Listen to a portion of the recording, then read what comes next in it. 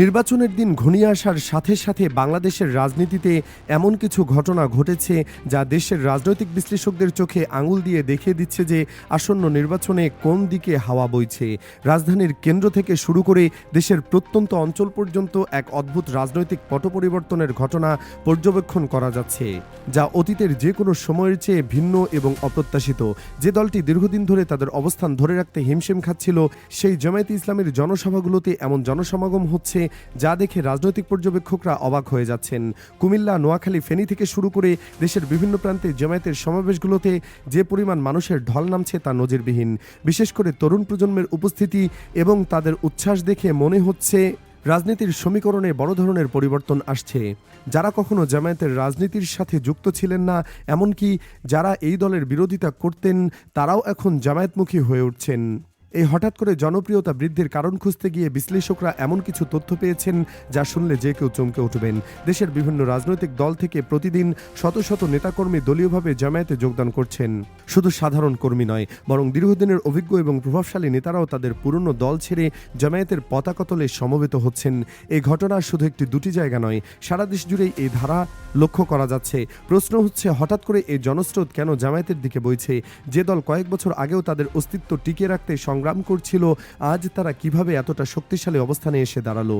BNP থেকে যে পরিমাণ নেতাকর্মী জামায়াতে যোগ দিচ্ছেন তা দেখে মনে হচ্ছে বিএনপির ভিত্তি দুর্বল হয়ে পড়ছে। শুধু তাই নয়, গণ অধিকার পরিষদ, চরমোনাই পীরের অনুসারীদের সংগঠন এবং কমিভিত্তিক বিভিন্ন দল থেকেও মানুষ জামায়াতে যোগ দিচ্ছেন। এই ঘটনার পেছনের কি কারণ রয়েছে তা বোঝার জন্য গভীরভাবে পর্যবেক্ষণ করা দরকার। নিরপেক্ষ বিশ্লেষকরা বলছেন যে এটা শুধু রাজনৈতিক সুবিধাবাদ নয়, বরং এর পেছনে আরও গভীর কিছু কারণ রয়েছে। সবচেয়ে চমকপ্রদ ঘটনা হলো সাদিক কেন্দ্রের চাপে তারেক জিয়া এখন গণভোটে হ্যাঁ এর পক্ষে অবস্থান নিচ্ছেন, যা আসলে জামায়াতের প্রত্যাশার সাথে মিলে যাচ্ছে। এদিকে দেশের বিভিন্ন স্থানে যৌথ বাহিনী বিএনপির সন্ত্রাসীদের অস্ত্রসহ গ্রেপ্তার করতে শুরু করেছে। যেসব বিএনপি কর্মীরা নারী নির্যাতনের ঘটনায় জড়িত ছিল তাদেরকে যৌথ বাহিনী খুঁজে বের করছে এবং তারা পালিয়ে বেড়াচ্ছে। এই পরিস্থিতিতে জামায়াতের আত্মবিশ্বাস দিন দিন বৃদ্ধি পাচ্ছে এবং বিএনপির ওপর ক্ষুব্ধ হয়ে প্রবীণ বিএনপি নেতারা এখন জামায়াতে যোগ দিচ্ছেন। যারা স্বয়ং জিয়র রহমানের হাত ধরে রাজনীতি শুরু করেছিলেন, যারা বিএনপির খালকাটা কর্মসূচিতে সক্রিয়ভাবে অংশগ্রহণ করেছিলেন, সেই প্রবীণ নেতারা আজ জামায়াতের পতাকা হাতে নিচ্ছেন। এটা কোনো সাধারণ ঘটনা নয়, এটা একটা বড় রাজনৈতিক ভূমিকম্পের ইঙ্গিত।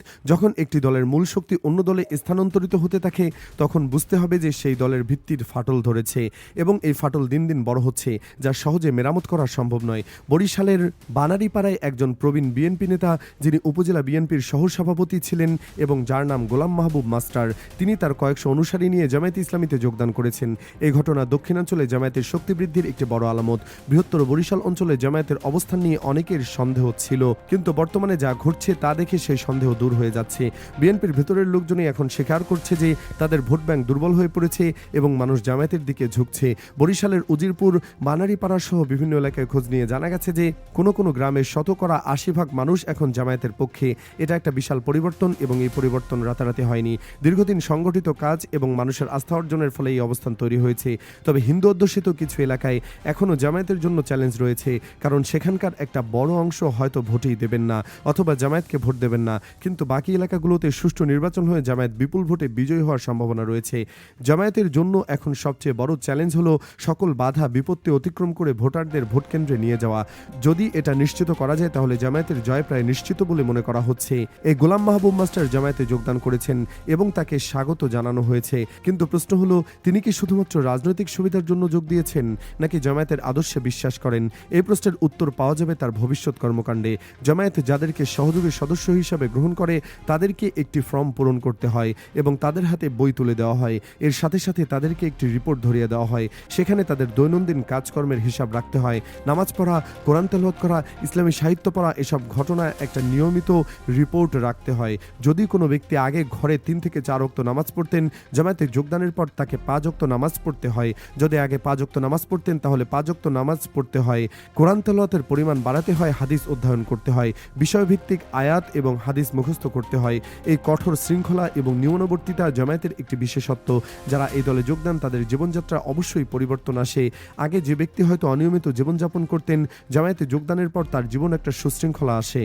এবং এই পরিবর্তন শুধু ব্যক্তিগত পর্যায়ে নয়, পারিবারিক এবং সামাজিক পর্যায়ে প্রভাব ফেলে। এই কারণে হয়তো মানুষ জামায়াতের প্রতি আকৃষ্ট হচ্ছে, কারণ তারা দেখছে যে এই দলে জামায়াতের পর মানুষের জীবনে ইতিবাচক পরিবর্তন আসছে। বিএনপির অবস্থান এখন এমন যে যারা একসময় দলের মেরুদণ্ড ছিলেন, সে ভদ্র এবং শিক্ষিত নেতারাই এখন দল ছেড়ে যাচ্ছেন, কারণ তারা বিএনপির বর্তমান কর্মকাণ্ড সমর্থন করতে পারছেন না।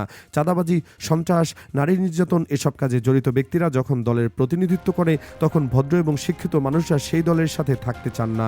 তারা হয় নীরব থাকেন অথবা জামায়াতে যোগ দেন। সবাই হয়তো সরাসরি যোগ দিতে পারেন না বিভিন্ন কারণে, কিন্তু তাদের সমর্থন জামায়াতের পক্ষেই থাকে। জিরাবাজার রাজাপুর উপজেলা থেকে গণ অধিকার পরিষদের কেন্দ্রীয় এবং জেলা পর্যায়ের নেতাসহ অর্ধশতাধিক নেতাকর্মী জামায়াতে যোগদান করেছেন। গণ অধিকার পরিষদ নিজেই এখন বিভক্ত এবং দুর্বল অবস্থায় রয়েছে। নূর হোসেন পর্তুগালে অবস্থান করছেন। ঢাকায় তাদের অফিসে কোনো কাজকর্ম নেই, তাদের মধ্যে কোনো সমন্বয় নেই। কেউ জামায়াতের পক্ষে কথা বলছেন, কেউ বিএনপির পক্ষে। এই বিভক্তির কারণে দলটি কার্যত ধ্বংস হয়ে গেছে। তাই তাদের নেতাকর্মীরা এখন অন্য দলের দিকে যাচ্ছেন এবং বড় একটা অংশ জামায়াতের দিকে ঝুঁকছে। গণ অধিকার পরিষদের সাধারণ সম্পাদক রাশেদ খানকে নূর হোসেন বলেছিলেন পদত্যাগ করে বিএনপিতে যোগ দিতে, নির্বাচন করতে, তারপর আমরা নির্বাচিত হলে আবার গণ অধিকার পরিষদের কার্যক্রম চালু করা যাবে। এই ধরনের কথাবার্তা থেকে বোঝা যায় যে গণ অধিকার পরিষদ আসলে একটি সিরিয়াস রাজনৈতিক দল নয়, তারা নিজেরাই নিজেদের ভেঙে দিয়েছে। এই অবস্থায় যারা এখনও গণ অধিকার পরিষদের সাথে যুক্ত আছেন, তাদের উচিত জামায়াতে যোগদান করা, কারণ গণ অধিকার পরিষদ বলতে এখন কার্যত কোনো দল নেই। ডক্টর ফয়জুল হক এবং অন্যান্য সিনিয়র নেতারা ইতিমধ্যে জামায়াতের সাথে সম্পৃক্ত হয়েছেন বা হচ্ছেন। ভবিষ্যতে দেখা যাবে যে গণ অধিকার পরিষদের একটি বড় অংশ জামায়াতের মধ্যে বিলীন হয়ে গেছে। শুধু নূর হোসেন এবং রাশেদ খান বিএনপির সাথে থাকবেন এবং তারাও এক পর্যায়ে হতাশ হয়ে পড়বেন, কারণ তাদের সংসদ সদস্য হওয়ার সম্ভাবনা খুবই কম এবং সংসদ সদস্য না হতে পারা তাদের রাজনৈতিক ক্যারিয়ারের সমাপ্তি। শুক্তাগড় ইউনিয়নে দাঁড়িপাল্লার পক্ষে আয়োজিত এক উঠান বৈঠকে গণ অধিকার পরিষদের রাজাপুর উপজেলার যুগ্ম আহ্বায়ক মোহাম্মদ আব্দুল হালিম সহ অর্ধশতাধিক নেতাকর্মী আনুষ্ঠানিকভাবে জামায়াতে যোগদান করেন। এর আগে ফয়জুল হকের হাত ধরে বিএনপির বিপুল সংখ্যক নেতাকর্মীও জামায়াতে যোগ দিয়েছেন। এরা যখন নিত্যনৈমিত্তিক ঘটনায় পরিণত হয়েছে, বাংলাদেশে এমন কোনো প্রান্ত নেই যেখানে বিএনপি চরমোনাই গণ অধিকার পরিষদ সহ বিভিন্ন দল থেকে জামায়াতে যোগদানের ঘটনা ঘটছে না। এক কথায় যদি বলতে হয়, তাহলে বলতে হয় এখন জামায়াতের জোয়ার চলছে। এই জোয়ার কতটা শক্তিশালী এবং টেকসই তা আসন্ন নির্বাচনে প্রমাণিত হবে। তবে বর্তমান পরিস্থিতি দেখে মনে হচ্ছে জামায়াত একটা শক্তিশালী অবস্থান তৈরি করতে পেরেছে। যদি সুষ্ঠু নির্বাচন হয় এবং মানুষ স্বাধীনভাবে ভোট দিতে পারে, তাহলে জামায়াত ভালো ফলাফল করতে পারবে। তবে প্রশ্ন হলো নির্বাচন কতটা সুষ্ঠু এবং নিরপেক্ষ হবে এবং মানুষ কতটা স্বাধীনভাবে ভোট দিতে পারবে। এই প্রশ্নের উত্তরের উপরই নির্ভর করছে জামায়াতের ভবিষ্যৎ। রাজনৈতিক বিশ্লেষকরা বলছেন এই ধরনের ব্যাপক জনসমর্থন এবং বিভিন্ন দল থেকে নেতাকর্মীদের যোগদান জামায়াতের জন্য একটা বড় সুযোগ তৈরি করেছে। কিন্তু এই সুযোগকে কাজে লাগাতে হলে জামায়াতকে আরো সংগঠিত এবং কৌশলী হতে হবে।